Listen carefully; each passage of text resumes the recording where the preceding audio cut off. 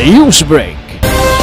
Mr. Willie Chong uyon nga simintohon sa barangay ang dalan.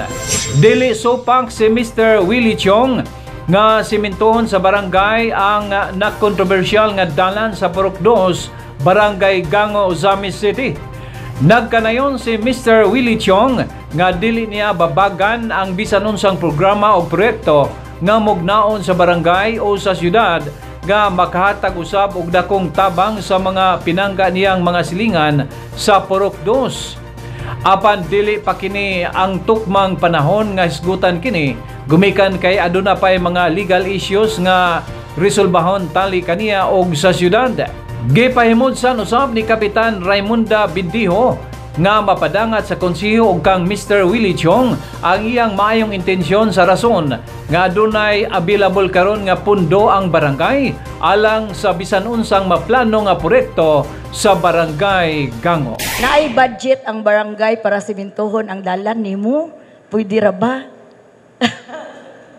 Naamang good, Madam Chair. Naami budget year 2024.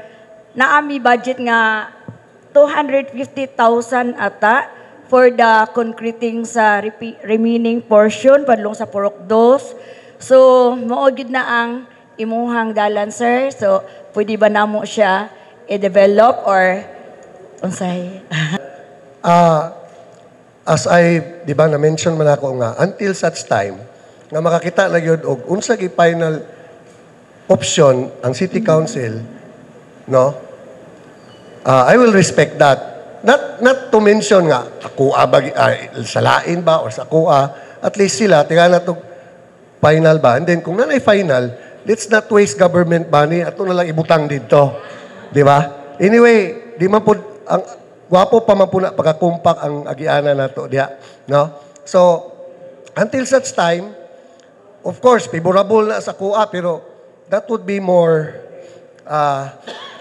kanabang workable kung naanagid ang final nga kuha nila. Pero ako, I don't pose any objection until such time nga sigurado nagid ta nga mo nagid na sa long-term nga solution. Okay? For the meantime, I lang sa niyo na una because as long as I am there, wala ilaing final nga option, I remain it open for the residents of Purok 2. Ay lang ginyo i-commercial. Kaya magbutang niyag SM di aluyo si Kuan, si Rene Espiga, alkansi kay ko. Salamat. Okay. Sir Willie Chong, thank you so much sa imong One TV Newsbreak.